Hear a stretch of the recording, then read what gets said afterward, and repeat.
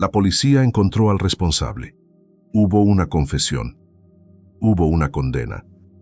Pero hubo algo que nunca apareció. Marta del Castillo.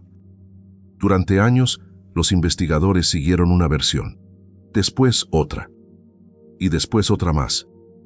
Cada nueva declaración parecía acercarlos a la verdad. Y cada nueva declaración terminaba provocando una nueva búsqueda. Pero ninguna consiguió responder la pregunta más importante. ¿Dónde estaba Marta? Más de 15 años después, esa pregunta sigue sin respuesta. La tarde del 24 de enero de 2009, Marta del Castillo salió de casa en Sevilla. Tenía 17 años. Durante las siguientes horas, habló con amigos. Intercambió mensajes. Y mantuvo contacto con varias personas. Nada parecía fuera de lo normal. Pero entrada la noche dejó de responder, primero a los mensajes, después a las llamadas. La preocupación fue creciendo. Su familia intentó localizarla. Llamó a amigos, a compañeros, a conocidos. Nadie sabía dónde estaba. Al día siguiente se denunció la desaparición. La Policía Nacional inició la investigación. Los agentes comenzaron reconstruyendo las últimas horas conocidas de Marta. Revisaron llamadas, mensajes, horarios y declaraciones. Varias de esas comprobaciones condujeron al mismo lugar. Un piso de la calle León XIII. Allí había estado Miguel Carcaño, exnovio de Marta, y una de las últimas personas que había tenido contacto con ella. La investigación acababa de encontrar su principal línea de trabajo. Durante las semanas siguientes, los investigadores intentaron averiguar qué había ocurrido en León XIII. Analizaron testimonios, contrastaron horarios y reconstruyeron movimientos. Entonces, el 13 de febrero de 2009, Miguel Carcaño confesó. Afirmó que Marta había muerto en el piso. También aseguró que, después, él y otra persona habían trasladado el cuerpo hasta el río Guadalquivir. Según aquella versión, el cuerpo había sido arrojado al agua. La consecuencia fue inmediata. La investigación dejó de buscar a una joven desaparecida. Ahora buscaba un cuerpo. Y la policía decidió comprobar si aquella historia era cierta. La primera gran operación se desarrolló en el río Guadalquivir. La razón era simple. Era el lugar señalado por Carcaño. Participaron buceadores especializados, equipos policiales y unidades de apoyo. Durante días inspeccionaron distintas zonas del río. Los investigadores buscaban cualquier evidencia que confirmara la confesión. El cuerpo, ropa, objetos personales o cualquier rastro relacionado con Marta. Pero no encontraron nada. Ni el cuerpo, ni pertenencias, ni pruebas que confirmaran la versión. La investigación acababa de invertir enormes recursos en una pista que no había producido resultados. Y entonces ocurrió algo que cambiaría nuevamente la dirección del caso. Miguel Carcaño volvió a declarar. La búsqueda en el Guadalquivir terminó sin resultados.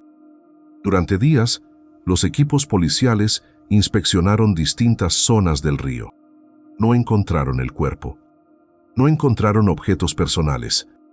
Y tampoco encontraron evidencias que confirmaran la primera confesión. Entonces ocurrió algo que cambió nuevamente la investigación. Miguel Carcaño volvió a declarar. La versión que había llevado a los investigadores hasta el Guadalquivir empezó a perder fuerza. Ahora los agentes se enfrentaban a un nuevo problema. La reconstrucción que habían utilizado para justificar aquella búsqueda ya no encajaba completamente con el nuevo relato. La consecuencia fue inmediata. Los investigadores tuvieron que revisar nuevamente los desplazamientos de aquella noche. Volvieron a analizar declaraciones. Volvieron a contrastar horarios.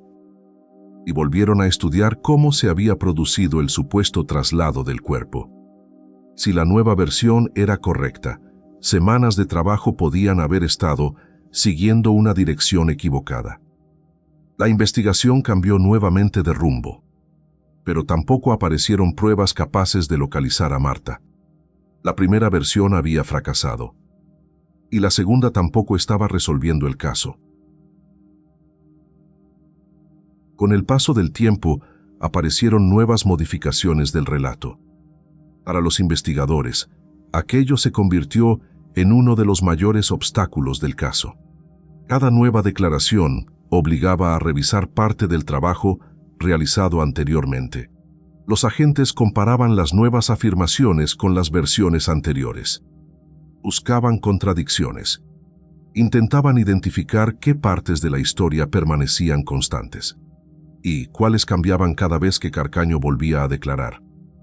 Aquello tenía consecuencias directas. Si cambiaba el destino final del cuerpo, era necesario replantear las búsquedas. Si cambiaba la cronología, era necesario reconstruir nuevamente los movimientos de aquella noche.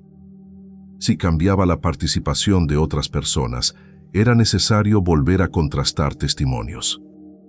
La investigación avanzaba, pero al mismo tiempo regresaba continuamente sobre pasos ya recorridos. Los investigadores ya no perseguían una única línea de investigación. Perseguían distintas versiones de una misma historia, y ninguna conseguía llevarlos hasta Marta. Las búsquedas se acumulaban, también las declaraciones, y también las contradicciones.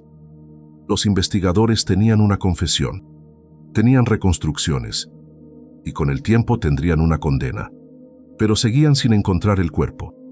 Cada nueva versión prometía acercarlos a la verdad, y cada nueva comprobación terminaba sin resultados. Poco a poco comenzó a surgir una pregunta que acabaría condicionando toda la investigación. La duda ya no era si Marta había sido asesinada. La duda era otra. ¿Hasta qué punto podían confiar en las declaraciones de Miguel Carcaño? Aquella pregunta empezó a influir en cada nueva diligencia, en cada nueva búsqueda y en cada nueva decisión de los investigadores. Porque cuanto más cambiaba el relato, más difícil resultaba distinguir qué partes podían verificarse y cuáles no. La investigación había conseguido identificar al responsable, pero seguía sin resolver la pregunta más importante de todas. ¿Dónde estaba Marta del Castillo? Mientras continuaban las búsquedas, el proceso judicial siguió adelante. Los tribunales analizaron las pruebas reunidas durante la investigación. También examinaron las declaraciones realizadas por Miguel Carcaño. La acusación sostuvo que él era responsable de la muerte de Marta. Tras el juicio, Miguel Carcaño fue condenado. La justicia consideró acreditada su responsabilidad, pero la sentencia no resolvió el gran misterio del caso, porque una condena no significaba que Marta hubiera aparecido. Y ese seguía siendo el gran vacío de toda la investigación. Han pasado más de 15 años. La investigación identificó al responsable. Hubo confesiones. Hubo condenas. Hubo búsquedas. Hubo reconstrucciones. Pero ninguna permitió encontrar a Marta del Castillo. Por eso este caso sigue ocupando un lugar único en la historia criminal española. Porque no es la historia de una investigación que no encontró al culpable. Es la historia de una investigación que encontró al culpable, pero nunca encontró a la víctima. Y por eso la pregunta sigue siendo la misma. ¿Dónde está Marta del Castillo? Porque algunos casos se cierran, pero el silencio que dejan atrás continúa hablando durante décadas. Y aquí, en el archivo Código del Silencio,